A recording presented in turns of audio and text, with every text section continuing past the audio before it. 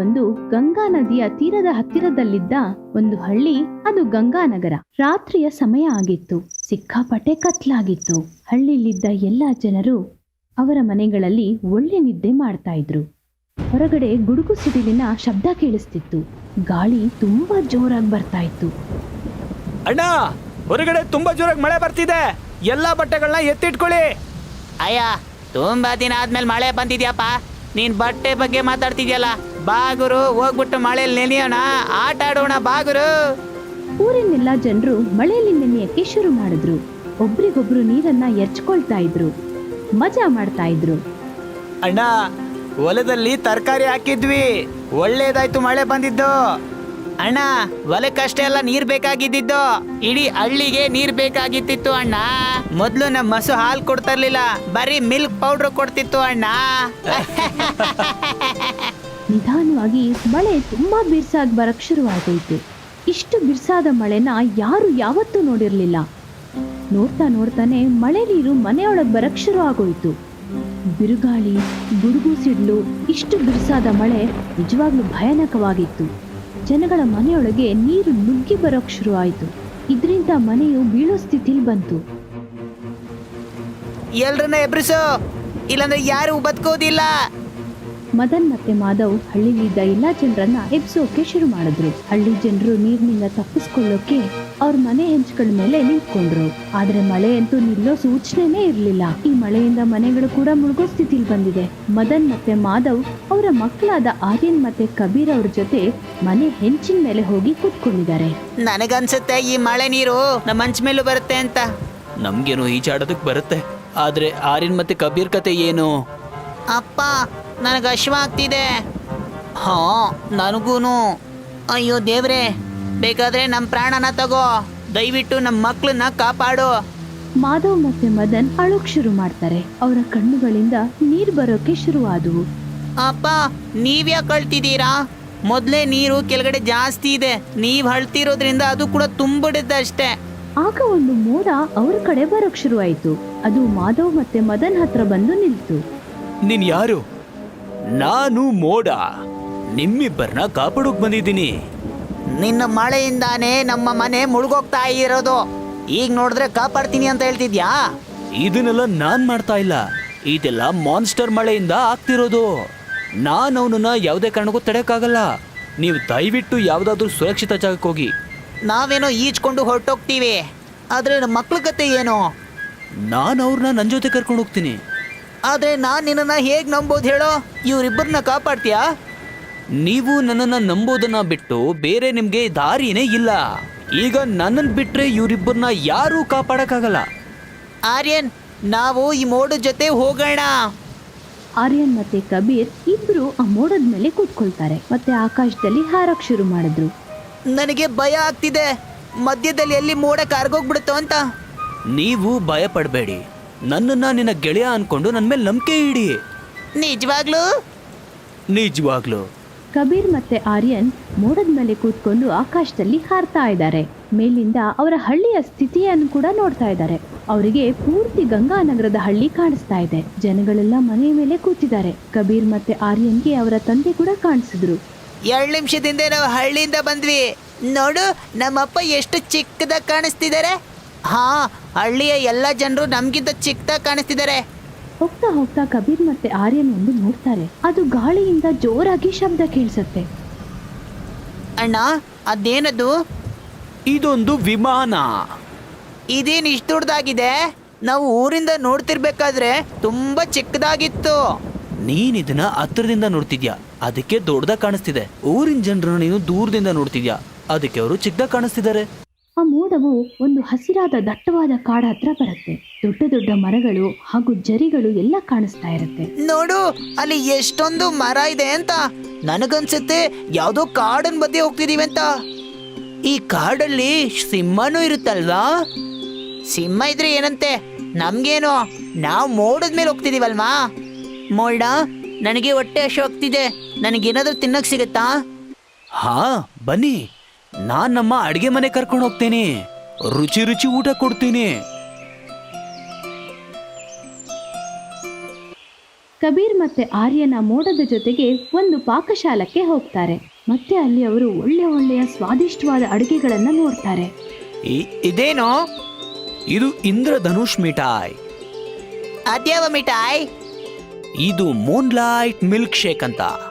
ಕಬೀರ್ ಮತ್ತೆ ಆರ್ಯನ್ ಹೊಟ್ಟೆ ತುಂಬಾ ಒಳ್ಳೆ ಸಿಹಿಗಳನ್ನ ತಿಂತಾರೆ ಮತ್ತೆ ಮಿಲ್ಕ್ ಶೇಕ್ ಕುಡಿತಾರೆ. ವಾ, ಎಷ್ಟು ಚೆನ್ನಾಗಿದೆ ಮಿಠಾಯಿ. ನನಗಂತೂ ಖುಷಿ ಆಯ್ತು. ಇವತ್ತಿನವರೆಗೂ ನಮ್ಗೆ ಅಪ್ಪ ಅಮ್ಮ ಈ ತರ ಮಿಠಾಯಿನೇ ಕೊಡ್ಸಿರ್ಲಿಲ್ಲ. ಬನ್ನಿ, ನಾನ್ ನಿಮ್ಗೆ ಸೂರ್ಯನೂರು ಕರ್ಕೊಂಡು ಹೋಗ್ತೀನಿ. ಆ ಮೋಡವು ಮಕ್ಕಳನ್ನ ಕರ್ಕೊಂಡು ಸೂರ್ಯ ಇರೋ ಊರಿಗೆ ಹೋಗ್ತಾರೆ. ಇಲ್ಲಿನ ಆಕಾಶ ದಟ್ಟವಾದ ನೀಲಿ ಮತ್ತು ಕೆಂಪು ಬಣ್ಣದಿಂದ ತುಂಬಿಕೊಂಡಿರುತ್ತೆ. ಮತ್ತೆ ಚಿಕ್ಕ ಚಿಕ್ಕ ಸೂರ್ಯನ ತುಂಡುಗಳು ಗಾಳಿಯಲ್ಲಿ ತೇಲ್ತಾ ಇರತ್ವೆ. ಆರ್ಯನ್ ಮತ್ತೆ ಕಬೀರ್ ಓಡ್ಕೊಂಡು ಬಂದು ಆ ತುಂಡುಗಳನ್ನ ಹಿಡ್ಕೊಳ್ತಾ ಇದ್ದಾರೆ. ಎಷ್ಟು ಸುಂದರವಾಗಿದೆಯಲ್ಲ ಸೂರ್ಯ. ಇಲ್ಲಿನ ಮೋಡ ನೋಡು, ಎಷ್ಟು ಸುಂದರವಾಗಿದೆ. ಆರ್ಯನ್ ಮತ್ತೆ ಕಬೀರ್ ಆಡ್ತಾ ಆಡ್ತಾ ಗಾಳಿಯ ಊರಿಗೂ ಬಂದು ಬಿಡ್ತಾರೆ. ಅಲ್ಲಿ ಎಷ್ಟೊಂದು ಆಟ ಸಾಮಾನುಗಳು ಗಾಳಿಯಲ್ಲಿ ತೇಲ್ತಾ ಇರೋದನ್ನ ನೋಡ್ತಾರೆ. ನೋಡು, ಎಷ್ಟೊಂದು ಆಟ ಸಾಮಾನುಗಳಿದೆ. ಇದ್ಯಾವ ಜಾಗ? ಇದೊಂದು ಗಾಳಿಯ ಊರು. ಇಲ್ಲಿ ಕೆಲವೊಂದ್ಸಲ ಗಾಳಿ ತುಂಬಾ ವೇಗವಾಗಿ ಬರುತ್ತೆ. ಹುಷಾರಾಗಿರಿ, ಹೋಗ್ಬಿಡ್ತೀರಾ. ಆಗ ಗಾಳಿಯು ಜೋರಾಗಿ ಬೀಸೋಕೆ ಶುರುವಾಗತ್ತೆ. ಇದರಿಂದ ಮಕ್ಕಳು ಹಾಗೂ ಮೋಡ ಕೂಡ ತೇಲಕ್ ಶುರುವಾಗತ್ತೆ. ಕಾಪಾಡಿ ನನ್ನ, ಕಾಪಾಡಿ.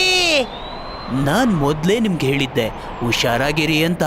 ಕಬೀರ್ ಮತ್ತೆ ಆರ್ಯನ್ ಆ ಗಾಳಿಯ ವೇಗಕ್ಕೆ ಜೋರಾಗಿ ಹಾರಕ್ ಶುರು ಆಗ್ತಾರೆ. ಮತ್ತೆ ಇದರ ಹಿಂದೆ ಆ ಮೋಡವು ಅವ್ರನ್ನ ರಕ್ಷಣೆ ಮಾಡೋಕ್ಕೋಸ್ಕರ ಬೇಗ ಬರ್ತಾ ಇದೆ. ಕಡೆಗೆ ಮೋಡ ಬಂದು ಆ ಮಕ್ಕಳನ್ನ ಹಿಡ್ಕೊಂಡು ಕಾಪಾಡತ್ತೆ. ಥ್ಯಾಂಕ್ ಯು ಗೆಳೆಯ, ನೀ ನನ್ನನ್ನ ಕಾಪಾಡ್ಬಿಟ್ಟೆ. ಇದ್ರಲ್ಲಿ ಥ್ಯಾಂಕ್ ಯು ಹೇಳೋದೇನಿದೆ? ಇದು ನನ್ನ ಜವಾಬ್ದಾರಿ. ನಾನ್ ನಿಮ್ಮನ್ನ ಕರ್ಕೊಂಡ್ ಬರ್ಬೇಕಾದ್ರೆ ನಾನ್ ನಿಮ್ಮಪ್ಪನ್ಗೆ ಮಾತ್ ಕೊಟ್ಟಿದ್ದೀನಿ. ನಿಮ್ಮಿಬ್ರಿಗೂ ಏನಾಗೋದಕ್ಕೂ ನನ್ ಬಿಡಲ್ಲ. ಮೋಡದ ಜೊತೆ ಇದ್ದು ಆ ಮಕ್ಕಳಿಗೆ ದಿನ ಕಳೆದಿದ್ದೇ ಗೊತ್ತಾಗ್ಲಿಲ್ಲ. ಇದ್ರಿಂದ ಕಬೀರ್ ಮತ್ತೆ ಆರ್ಯನ್ಗೆ ಅವರ ಅಪ್ಪ ಅಮ್ಮ ಹಾಗೂ ಹಳ್ಳಿ ಬಗ್ಗೆ ಯೋಚನೆನೇ ಬರ್ಲಿಲ್ಲ. ನಮ್ಗೆ ನಮ್ಮ ಅಪ್ಪ ಅಮ್ಮ ಇದ್ದಾರಾ? ಹಾ, ನಿಮ್ಗೆ ನಿಮ್ಮ ಅಪ್ಪ ಅಮ್ಮ ಇದಾರೆ. ಹಾಗಾದ್ರೆ ನನ್ನ ಅಪ್ಪ ಅಮ್ಮ ಎಲ್ಲಿರ್ತಾರೆ? ನಮ್ಮ ಊರೆಲ್ಲಿದೆ? ನಿಮ್ಮ ಅಪ್ಪ ಅಮ್ಮ ಗಂಗಾಪುರ ಅನ್ನೋ ಊರಲ್ಲಿದ್ದಾರೆ. ನನ್ನನ್ನ ನಮ್ಮ ಅಪ್ಪ ಅಮ್ಮನ ಹತ್ರ ಕರ್ಕೊಂಡು ಹೋಗ್ತೀರಾ ಪ್ಲೀಸ್? ಹಾ, ನನ್ನನ್ನು ಕೂಡ ನಮ್ಮ ಅಪ್ಪ ಅಮ್ಮನ ಹತ್ರ ಕರ್ಕೊಂಡು ಹೋಗಿ. ಬೇಡ, ಅಲ್ಲಿ ತುಂಬಾನೇ ಅಪಾಯ ಇದೆ. ಎಂತ ಅಪಾಯ? ಅದು ನಿಮ್ಗೆ ಅರ್ಥ ಆಗಲ್ಲ. ನನ್ನನ್ನ ನಮ್ಮ ಅಪ್ಪ ಅಮ್ಮನ ಹತ್ರ ಕರ್ಕೊಂಡು ಹೋಗಿ. ಎಷ್ಟೇ ಅಪಾಯ ಇದ್ರೂ ಪರವಾಗಿಲ್ಲ.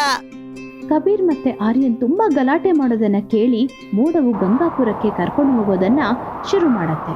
ಕಬೀರ್ ಮತ್ತೆ ಆರ್ಯನ್ ಅವರ ಗೆಳೆಯನಾದ ಮೋಡದ ಜೊತೆ ಅವರ ಊರಿಗೆ ಬರ್ತಾರೆ. ಅಲ್ಲಿಗೆ ಹೋದಾಗ ಅವರ ಎಲ್ಲಾ ಮನೆಗಳು ಒಡೆದು ಹೋಗಿರೋದನ್ನ ಅವರು ನೋಡ್ತಾರೆ. ಮತ್ತೆ ಎಲ್ಲಾ ಜಾಗದಲ್ಲೂ ನೀರು ತುಂಬಿಕೊಂಡಿರುತ್ತೆ. ಇನ್ನು ಈಗಷ್ಟೇ ಮಳೆ ಸುರಿದಂಗಿರೋ ತರ. ಕಬೀರ್ ಮತ್ತೆ ಆರ್ಯನ್ ಅವರ ಮನೆಗಳಿಗೆ ಹೋಗ್ತಾರೆ. ಆಗ ಅವರ ತಂದೆಯಂದ್ರಾದ ಮಾಧವ್ ಮತ್ತೆ ಮದನ್ ಅಲ್ಲೇ ಸಿಗ್ತಾರೆ. ಅವರ ಮಕ್ಕಳನ್ನ ನೋಡಿ ಮಾಧವ್ ಮತ್ತೆ ಮದನ್ ಕಣ್ಣಲ್ಲಿ ನೀರು ತುಂಬಿ ಬರುತ್ತೆ. ನೀವ್ಯಾಕೆ ಇಲ್ಲಿಗೆ ಬಂದ್ರಿ? ನೀವಿಲ್ಲಿರೋದು ತುಂಬಾನೇ ಅಪಾಯ ಆಗತ್ತೆ. ಯಾಕಿಂತ ಪರಿಸ್ಥಿತಿ ಬಂತು? ಪುಟ, ಇದೆಲ್ಲ ಮಾನ್ಸ್ಟರ್ ಮಳೆಯ ಪ್ರಭಾವ ಕಣಪ್ಪ. ಅವನು ಎಷ್ಟು ಮಳೆ ಸುರಿಸ್ತಾನೆ ಅಂದ್ರೆ ಇಡೀ ಊರೇ ತುಂಬೋಗ್ಬಿಡುತ್ತೆ ಕಣೋ. ನಮ್ಮ ಊರ್ ಜನರ ಹತ್ರ ತಿಂದುವುದಕ್ಕೂ ಸಹ ಏನಿರಲ್ಲ, ಎಲ್ಲವೂ ನೀರಿನಲ್ಲಿ ಮುಳುಗೋಗ್ಬಿಡುತ್ತೆ. ಈ ಮಾನ್ಸ್ಟರ್ ಮೋಡ ಯಾರು? ಅದ್ರ ಬಗ್ಗೆ ತಿಳ್ಕೊಂಡು ನೀವೇನ್ ಮಾಡ್ತೀರಾ ಹೇಳಿ? ಅವನನ್ನು ಯಾರೂ ತಡಿಯಕ್ಕಾಗಲ್ಲ. ನಾನು ಅವನನ್ನ ತಡಿತೀನಿ.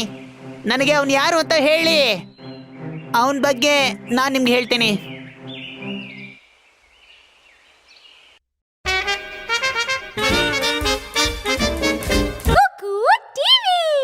ಮತ್ತೆ ಆರ್ಯನ್ ಅವರ ಗೆಳೆಯನಾದ ಮೋಡದ ಜೊತೆಗೆ ಗಂಗಾಪುರಕ್ಕೆ ಬಂದಿದ್ದಾರೆ. ಕಬೀರ್ ಮತ್ತೆ ಆರ್ಯನ್ ಅವರ ಅಪ್ಪಂದಿರು ಅವರಿಗೆ ಮಾನ್ಸ್ಟರ್ ಮೋಡದ ಬಗ್ಗೆ ಪೂರ್ತಿ ಕಥೆನ ಹೇಳ್ತಾ ಇದ್ದಾರೆ. ಕಾಲಸುಂಡ್ ಎಂಬ ಒಬ್ಬ ಗಾಳಿಯ ಜಾದುಗಾರ ಇದ್ದ. ಅವನು ಆಕಾಶದಲ್ಲಿದ್ದ.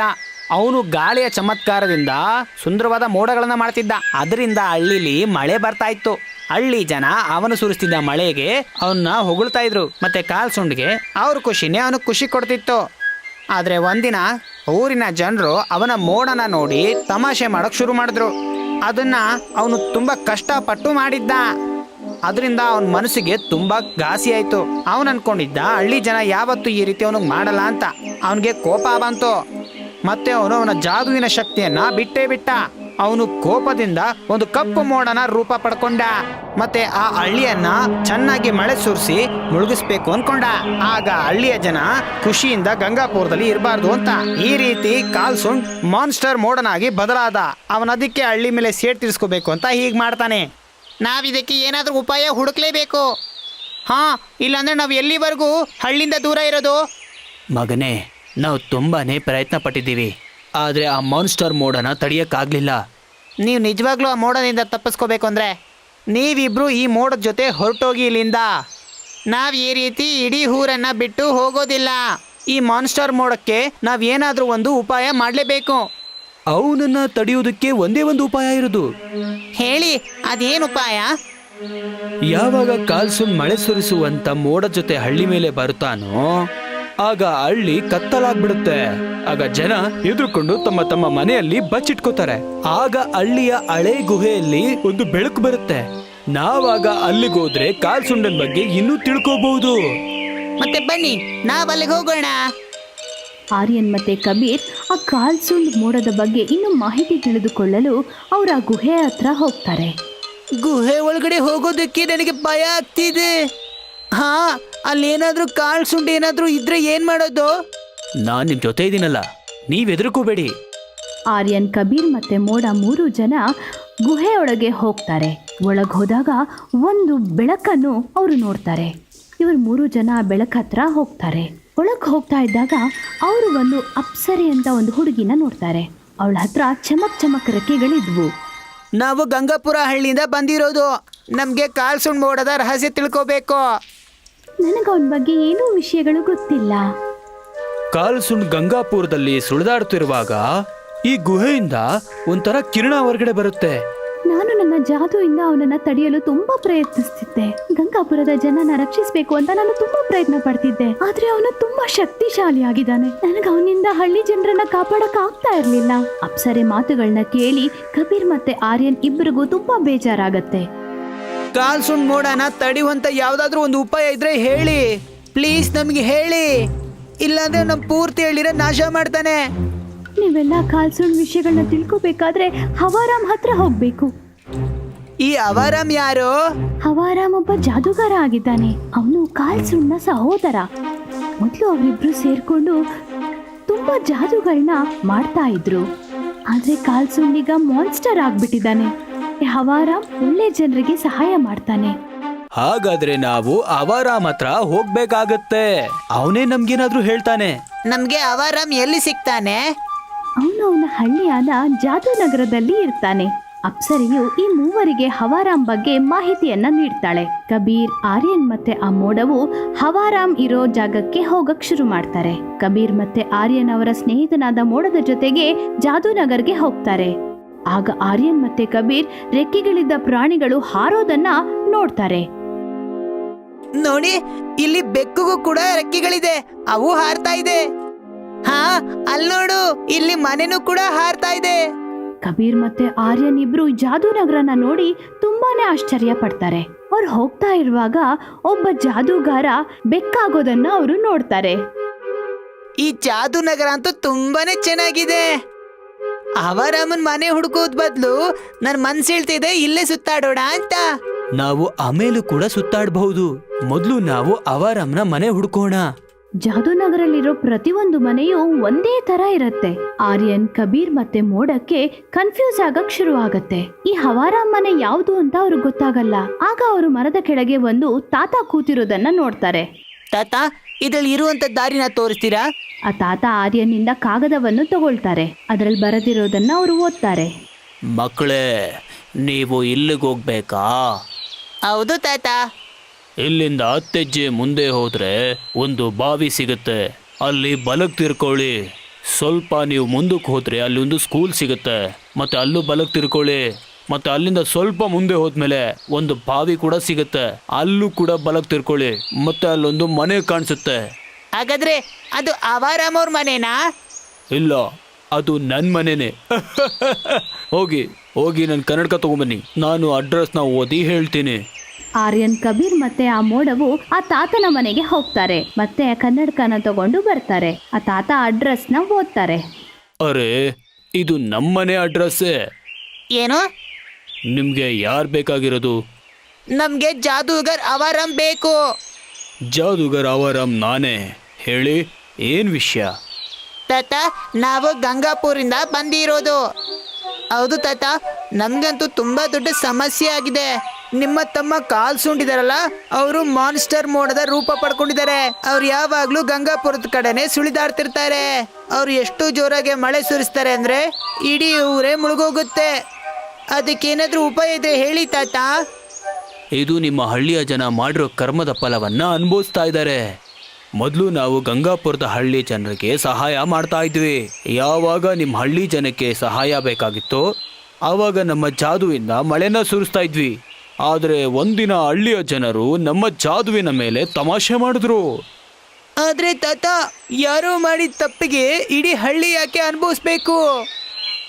ನಾನು ನನ್ನ ತಮ್ಮ ಕಾಲ್ ಸುಂಡನಿಗೆ ಅರ್ಥ ಮಾಡಿಸ್ದೆ, ಯಾರೋ ಮಾಡಿದ ಕರ್ಮಕ್ಕೆ ಇವ್ರಿಗೆಲ್ಲ ಯಾಕೆ ಶಿಕ್ಷೆ ಕೊಡ್ತೀಯಾ ಅಂತ. ಬೇಡ ಅಂದೆ. ಅವನು ನನ್ನ ಮಾತನ್ನ ಕೇಳೋದೇ ಇಲ್ಲ. ಅವನೀಗ ಮಾನುಷರಾಗಿ ಬದಲಾಗಿದ್ದಾನೆ. ನೀವೀಗ ಒಂದು ಉಪಾಯನ ಹೇಳಿಲ್ಲ ಅಂದ್ರೆ ನಮ್ಮೂರು ನೀರಲ್ಲೇನೆ ಮುಳುಗೋಗ್ಬಿಡುತ್ತೆ, ಗಂಗಾಪುರೇ ಇರಲ್ಲ. ಇರು, ನಾನೊಂದು ಉಪಾಯನ ಹುಡುಕ್ತೀನಿ. ಹವಾರಾಮ್ ಒಂದು ಜಾದೂನ ಮಾಡ್ತಾರೆ. ಆಗ ಅವರ ಕೈನಲ್ಲಿ 2 ಬಿಲ್ಲು ಮತ್ತೆ 2 ಬಾಣಗಳು ಪ್ರಕಟವಾಗತ್ತೆ. ಹವಾರಾಮ್ ಆ ಬಿಲ್ಲು ಮತ್ತು ಬಾಣಗಳನ್ನ ಆರ್ಯನ್ ಮತ್ತೆ ಕಬೀರ್ಗೆ ಕೊಡ್ತಾರೆ. ಈ ಬಿಲ್ಲು ಮತ್ತೆ ಬಾಣನ ಹುಷಾರಾಗಿಟ್ಕೊಳ್ಳಿ. ಆ ಮಾನ್ಸ್ಟಾರ್ ಮೋಡ ನಿಮ್ಮ ಹಳ್ಳಿ ಸುತ್ತಮುತ್ತ ಸುಳಿದಾಡ್ತಿದ್ರೆ ಆಗ ಈ ಬಾಣನ ಅವನ ಮೇಲೆ ಬಿಡಿ. ಆಗ ಅವನ ಹತ್ರ ಇರೋ ನೀರೆಲ್ಲ ಖಾಲಿ ಆಗೋಗುತ್ತೆ. ಮತ್ತೆ ನಿಮ್ಮ ಹಳ್ಳಿಗೆ ಆ ಮಾನ್ಸ್ಟಾರ್ ಮೋಡದಿಂದ ಶಾಶ್ವತವಾಗಿ ಮುಕ್ತಿ ಸಿಗುತ್ತೆ. ಆದ್ರೆ ಆ ಮಾನ್ಸ್ಟರ್ ಮೋಡ ತುಂಬಾ ವೇಗವಾಗಿ ಹೋಗುತ್ತೆ. ನನ್ನ ಕೈಲೂ ಹಿಡಿಯಕ್ಕಾಗಲ್ಲ. ಮತ್ತೆ ಅವನಿಗೆ ಹೇಗೆ ನಾವು ಬಾಣ ಹೊಡೆಯೋದು? ನಾನು ನಿಮಗೆ ಒಂದು ಮಂತ್ರ ಕೊಡ್ತೀನಿ. ಅದರಿಂದ ನಿಮಗೆ ಒಂದು ರೆಕ್ಕೆ ಬರುತ್ತೆ. ಆಗ ನೀವು ಮಾನ್ಸ್ಟರ್ ಮೋಡ ತರಾನೇ ವೇಗವಾಗಿ ಹೋಗ್ಬೋದು. ಗಾಳಿಯ ವೇಗ ನನ್ನದಾಗೂ ಬೇಗ, ಗೆಳೆಯನ ಶಕ್ತಿ ನನಗೀಗ ಯುಕ್ತಿ. ಮೋಡ ಆ ಮಂತ್ರಗಳನ್ನ ಒಂದ್ಸರಿ ಹೇಳ್ತಾರೆ. ಆಗ ಅವ್ರಿಗೆ ರೆಕ್ಕೆಗಳು ಬಂದ್ಬಿಡತ್ತೆ. ಆರ್ಯನ್, ಕಬೀರ್, ಬನ್ನಿ ಬೇಗ ಬನ್ನಿ, ನಾವೀಗ ಹೋಗಿ ಆ ಮಾನ್ಸ್ಟರ್ ಮೋಡಕ್ಕೆ ಪಾಠ ಕಲಿಸೋಣ. ಆರ್ಯನ್ ಮತ್ತೆ ಕಬೀರ ಮೋಡದ ಮೇಲೆ ಹೋಗಿ ಕೂತ್ಕೊಳ್ತಾರೆ. ಮೋಡವು ಆಕಾಶದಲ್ಲಿ ಹಾರ್ಕೊಂಡು ಹೋಗುತ್ತೆ. ಆರ್ಯನ್ ಮತ್ತೆ ಕಬೀರ್ ಕೈಗಳಲ್ಲಿ ಬಿಲ್ಲು ಮತ್ತೆ ಬಾಣಗಳಿವೆ. ಮಾನ್ಸ್ಟರ್ ಮೋಡವು ಇವರುಗಳನ್ನ ನೋಡಿ ಓಡಕ್ಕೆ ಶುರು ಮಾಡತ್ತೆ. ಈ ಸಲ ನಾನು ನಿನ್ನ ಬಿಡೋದಿಲ್ಲ ಕಾಲ ಸುಂಡ್. ಮಾನ್ಸ್ಟರ್ ಮೋಡವು ಇವರ ಮೇಲೆ ಸಿಡಿಲ್ನ ಹಾಕೋಕೆ ಶುರು ಮಾಡುತ್ತೆ. ಆದ್ರೆ ಆ ಮೋಡವು ರೆಕ್ಕೆಗಳ ಸಹಾಯದಿಂದ ಕಬೀರ್ ಮತ್ತೆ ಆರ್ಯನ್ ಜೊತೆ ಜೋರಾಗಿ ಹಾರ್ಕೊಂಡು ಅವರಿಬ್ಬರನ್ನು ಕಾಪಾಡುತ್ತೆ. ಕಬೀರ್ ಮತ್ತೆ ಆರ್ಯನ್ ನೋಡ್ತಾರೆ, ಆ ಮಾನ್ಸ್ಟರ್ ಮೋಡವು ಅವರನ್ನೇ ಹಿಂಬಾಲಿಸ್ಕೊಂಡ್ ಬರುತ್ತೆ. ಆಗ ಇಬ್ರು ಆ ಬಾಣಗಳನ್ನ ಬಿಡಕ್ ಶುರು ಮಾಡ್ತಾರೆ. ಬಾಣದಿಂದ ಬೆಂಕಿ ಬರಕ್ ಶುರು ಆಗತ್ತೆ. ಆಗ ಮಾನ್ಸ್ಟರ್ ಮೋಡದಲ್ಲಿದ್ದ ಎಲ್ಲ ನೀರು ಬತ್ತ ಹೋಗಕ್ಕೆ ಶುರು ಆಗತ್ತೆ. ಅದು ಗಾಳಿ ರೂಪದಲ್ಲಿ ಒಡೆದು ಹೋಗ್ಬಿಡತ್ತೆ. ಕಬೀರ್ ಮತ್ತೆ ಆರ್ಯನ್ ಖುಷಿಯಾಗಿ ಜೇಕಾರ ಹಾಕಕ್ ಶುರು ಮಾಡ್ತಾರೆ. ಥ್ಯಾಂಕ್ಸ್ ಗೆಳೆಯ. ಇದರಲ್ಲಿ ಥ್ಯಾಂಕ್ಸ್ ನ ಅವಶ್ಯಕತೆ ಏನಿದೆ? ನೀನಿರ್ಲಿಲ್ಲ ಅಂದಿದ್ರೆ ಮಾನ್ಸ್ಟರ್ ಮೋಡಗೆ ಮುಕ್ತಿ ಕೊಡಕ್ ಆಗ್ತಿರ್ಲಿಲ್ಲ. ಬನ್ನಿ, ಈಗ ನಾವು ನಿಮ್ಮ ಹಳ್ಳಿಗೆ ಹೋಗೋಣ. ಆರ್ಯನ್ ಮತ್ತೆ ಕಬೀರ್ ಅವರ ಸ್ನೇಹಿತನಾದ ಮೋಡದ ಜೊತೆ ಅವರ ಹಳ್ಳಿಗೆ ವಾಪಸ್ ಹೋಗ್ತಾರೆ. ಆಗ ಬೆಳಕು ಬಂದಿರುತ್ತೆ. ಎಷ್ಟು ದಿನಗಳ ನಂತರ ಹಳ್ಳಿ ಜನರಿಗೆ ಬೆಳಕು ನೋಡಲು ಅವಕಾಶ ಸಿಗತ್ತೆ. ಮಾನ್ಸ್ಟರ್ ಮೋಡದ ಆ ಛಾಯೆಯು ಹಳ್ಳಿಯಿಂದ ಓಡ್ ಹೋಗಿರುತ್ತೆ. ಹಳ್ಳಿಯ ಜನರು ಖುಷಿಯಾಗಿದ್ದಾರೆ.